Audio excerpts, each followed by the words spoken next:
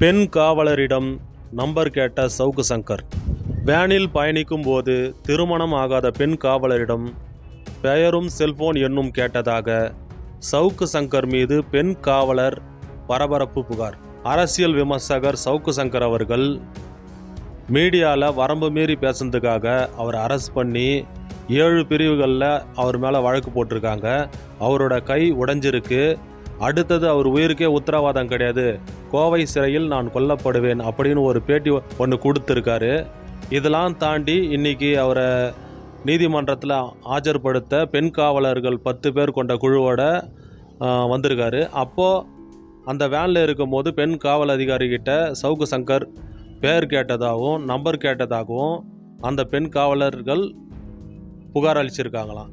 இந்த புகாரை பற்றி பொதுமக்களாகிய நீங்கள் என்ன நினைக்கிறீங்கன்னு உங்களோட கருத்தை கமெண்ட் செக்ஷனில் சொல்லுங்கள். 8ஆம் வகுப்பு பாடப்புத்தகத்திலும் கலைஞர் கருணாநிதி பற்றிய பாடம் பெண் உரிமை சார்ந்த திட்டங்கள் என்ற தலைப்பில் இடம்பெற்றுள்ள பாடப்பகுதியில் கருணாநிதி முதலமைச்சராக இருந்தபோது கொண்டு வரப்பட்ட பெண்களுக்கு சொத்தில் சம உரிமை சட்டம் குறித்து இடம்பெற்றுள்ளது. கை ரிக்ஷா ஒழிப்பு திட்டம், மதிய உணவு திட்டம், சுயமரியாதை திருமண சட்டம், விலையில்லா மிதிவண்டி திட்டம் உள்ளிட்டவையும் இடம்பெற்றுள்ளன. தற்போது 8ஆம் வகுப்பு, 9ஆம் வகுப்பு, 10ஆம் வகுப்பு ஆகிய 3 வகுப்புகளில் கலைஞர் கருணாநிதி அவர்களோட வாழ்க்கை வரலாறு மற்றும் சாதனைகள் சம்பந்தப்பட்ட பாடங்கள் அமைந்துள்ளன. ஏற்கனவே 9ஆம் வகுப்பு மற்றும் 10ஆம் வகுப்பு பள்ளி பாடப்புத்தகங்களில் கலைஞர் அவர்களின் வாழ்க்கை வரலாறு இடம்பெற்றது குறித்து பொதுமக்களிடையே எதிர்மறையான கருத்துக்களும் விமர்சனங்களும் எழுந்துள்ளது. இந்நிலையில் 8ஆம் வகுப்பு பாடப்புத்தகத்திலும் கலைஞரின் வாழ்க்கை வரலாறு இடம்பெற்றுள்ளது குறிப்பிடத்தக்கது. இந்த வீடியோவை பற்றி உங்களோட கருத்து என்னன்னு கமெண்ட் செக்ஷனில் சொல்லுங்கள். 5 பெண் போலீசார் தாக்கினர், சவுக்கு சங்கரின் வக்கீல் புகார்.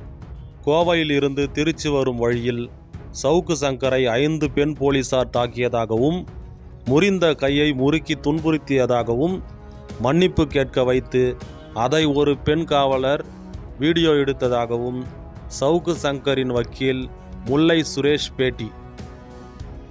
போலீசார் தாக்கியதாக சவுக்கு சங்கர் கூறிய நிலையில் திருச்சி அரசு மருத்துவமனையில் பரிசோதிக்க திருச்சி மகளிர் நீதிமன்றம் உத்தரவு.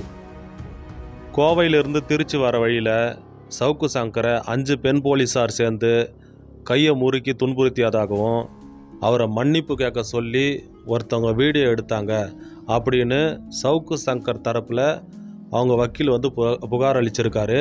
இதை மேல்முறையீடு பண்ண சொன்ன திருச்சி மகளிர் நீதிமன்ற நீதிபதி என்ன சொல்லியிருக்காங்கன்னா, சவுக்கு சங்கரோட உடம்பை செக் பண்ணுங்க, உண்மையிலேயே காயங்கள் இருக்கா அப்படின்னு உத்தரவிட்டிருக்காங்க. இந்த வீடியோவை பார்த்துட்டு இருக்க நீங்கள் உங்களோட கருத்து என்னன்னு கமெண்ட் செக்ஷனில் சொல்லுங்கள். ஃபெலிக்ஸ் ஜெரால்டின் வீட்டில் திருச்சி போலீஸ் சோதனை. சவுக்கு சங்கர் பேசிய வீடியோவை தனது யூடியூப் சேனலில் வெளியிட்டதாக நுங்கம்பாக்கத்தில் உள்ள ஃபெலிக்ஸ் ஜெரால்டின் வீடு அலுவலகத்தில் திருச்சி போலீசார் சோதனை. ஆய்வாளர் தலைமையிலான 2 காவலர்கள் என மொத்தம் 5 பேர் சோதனையில் ஈடுபட்டுள்ளனர். சோதனையிட சென்ற போலீசாருக்கு அனுமதி மறுத்து ஃபெலிக்ஸின் மனைவி ஜேன் வாக்குவாதம். சவுக்கு சங்கரை பேட்டி எடுத்த ஃபெலிக்ஸ் ஜெரால்டோட வீட்டுக்கு போலீசார் ஒரு 5 பேர் போய் முக்கியமான ஆவணங்கள் ஏதாச்சும் கிடைக்குமா அப்படின்ற தேடுதலில் இறங்கும் போது ஃபெலிக்ஸ் ஜெரால்டோட மனைவி ஜேன் அவர்கள் பணி செய்ய விடாமல் தடுத்திருக்காங்க. அதாவது முறையான ஆவணங்களையும் எத்தனை பேர் வந்து செக் பண்ணுவாங்க, இந்த மாதிரி டீட்டெயில்ஸை கொடுத்ததுக்கு அப்புறம்தான் அவங்க அந்த தேடுதல் பணிக்கு ஒத்துழைப்பு கொடுத்துருக்காங்க.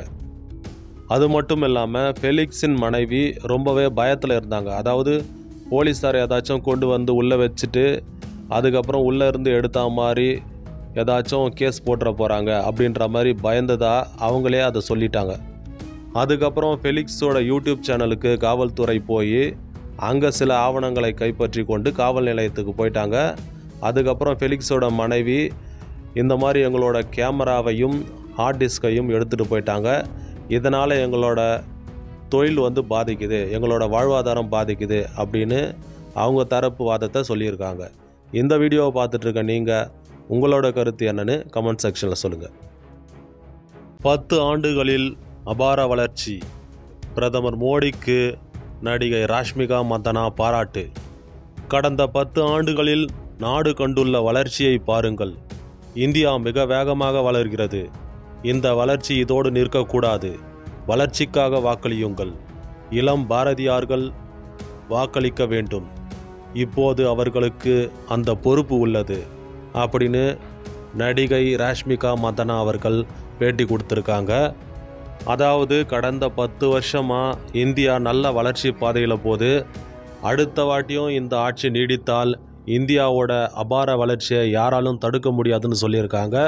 இந்திய சினிமாவில் ஒரு பீக்கில் இருக்க நடிகை இந்த மாதிரி ஓப்பனாக பாஜகவோட ஆட்சி சரியாக இருக்கிறது, கடந்த 10 வருஷமாக நல்ல முன்னேற்றம் இருக்குது அப்படின்னு தேர்தல் நேரத்தில் வெளிப்படையாக சொல்கிறது ரொம்ப பெரிய விஷயம்.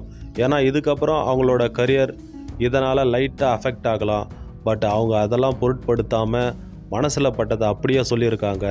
அவங்க சொன்னது தவறா சரியான்றது மக்களுக்கு புரியும். ஆனால் அவங்களோட கருத்தில் தெளிவாக இருக்காங்க. இந்த வீடியோவை பார்த்துட்ருக்க நீங்கள் உங்களோட கருத்து என்னன்னு கமெண்ட் செக்ஷனில் சொல்லுங்கள். அதாவது ராஷ்மிகா மந்தனா அவர்கள் சொன்னது ஏற்கத்தக்கதா அல்லது ஏற்கத்தகாததா? கடந்த 10 வருஷமாக பாஜகவின் அரசு இந்தியாவை வளர்ச்சி பாதையில் கொண்டு செல்கிறதா அல்லது இந்தியாவை பின்னோக்கி கொண்டு செல்கிறதா? உங்களோட கருத்து என்னன்னு கமெண்ட் செக்ஷனில் சொல்லுங்கள். சவுக்கு சங்கர் மீதான குண்டாஸ் தேவையற்றது. சீமான் பேட்டி. அரசியல் விமர்சகர் சவுக்கு சங்கர் மீது பாய்ச்சப்பட்ட குண்டர் சட்டத்தை திரும்ப பெற்று இந்திய தண்டனை சட்டத்தின்படி நடவடிக்கை மேற்கொள்ள வேண்டும். ஊடகவியலாளர் ஃபெலிக்ஸ் ஜெரால்டு மீதான தொடர் ஒடுக்குமுறையை கைவிட வேண்டும். நாம் தமிழர் கட்சி தலைமை ஒருங்கிணைப்பாளர் சீமான் வலியுறுத்தல்.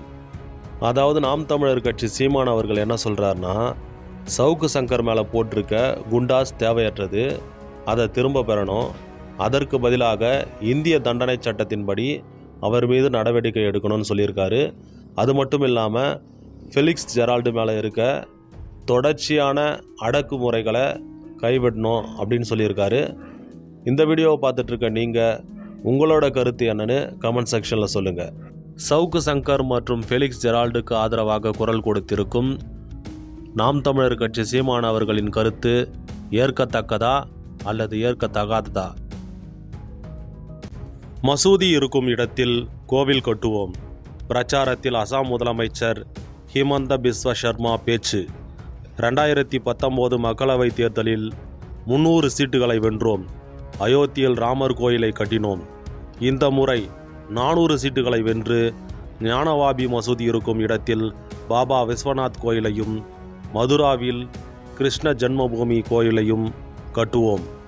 இந்த நியூஸுக்கு பொதுமக்கள் சோஷியல் மீடியாவில் என்ன கருத்துக்களை பதிவிட்டுறாங்கன்னா, இன்னும் எத்தனை நாளைக்கு தான் இந்த மசூதியை வச்சு அரசியல் பண்ணுவீங்க? 400 வருஷமாக பாபர் மசூதின்னு அதை வச்சு அரசியல் பண்ணிங்க. அடுத்தது இப்போது வேறு மசூதி, அதுக்கடியில் வேறு கோயில். இன்னும் எத்தனை வருஷத்துக்கு தான் இந்த மசூதி கோவில் இப்படி மதவாத அரசியலே பண்ணிட்டு வருவீங்க? மக்களுக்கான அரசியலை எப்போ பண்ணுவீங்க அப்படின்னு சரமாரியான கேள்விகளை கேட்குறாங்க. இந்த வீடியோவை பார்த்துட்டு இருக்க நீங்கள் உங்களோட கருத்து என்னன்னு கமெண்ட் செக்ஷனில் சொல்லுங்கள்.